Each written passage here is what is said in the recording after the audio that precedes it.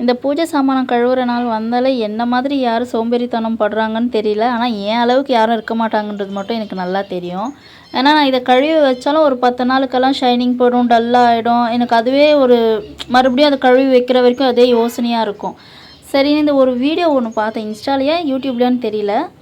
அதில் ஒருத்தர் டிப்ஸ் சொல்லியிருந்தாங்க. அதை வச்சு ட்ரை பண்ணேன். யூஸ்வலாக எனக்கு 1 ஹவர் 2 ஹவர் ஆகும் இந்த சாமானெல்லாம் கழுவி எடுக்க. ஆனால் இதை வச்சு நான் ட்ரை பண்ணேன். ஒரு 15-20 நிமிஷத்துக்கெல்லாம் எல்லாமே கழுவி எடுத்துட்டேன்.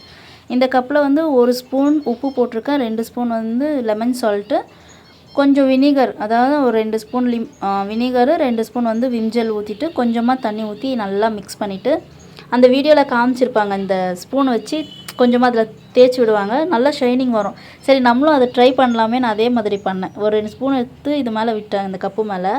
எவ்வளோ ஷைனிங் வரும் பாருங்கள் அது போடும்போது. இதை பார்த்துட்டு தான் எனக்கு இதுக்கப்புறம் அந்த பூஜை சாமானம் கழுவுற டென்ஷன் இருக்காது நமக்கு அப்படின்றது தோணுச்சு. இன்னொன்று, இது எத்தனை நாளைக்கு ஷைனிங் இருக்கும்னு எனக்கு தெரியாது. ஏன்னா நானும் இதுதான் ஃபர்ஸ்ட் டைம் ட்ரை பண்ணியிருக்கேன். எவ்வளோ நாள் ஷைனிங் இருக்கும்னு தெரியல. உங்களுக்கு இந்த மாதிரி ஏதாவது டிப்ஸ் தெரிஞ்சால் எனக்கு சொல்லுங்கள். வேலையும் சீக்கிரம் ஆகணும், அதே மாதிரி அந்த ஷைனிங் நெக்ஸ்ட் டைம் நம்ம கழுவுற வரைக்கும் அப்படியே இருக்கணும் பளபளன்னு. அந்த மாதிரி ஏதாவது டிப்ஸ் தெரிஞ்சால் சொல்லுங்கள். கண்டிப்பாக நான் ட்ரை பண்ணுறேன்.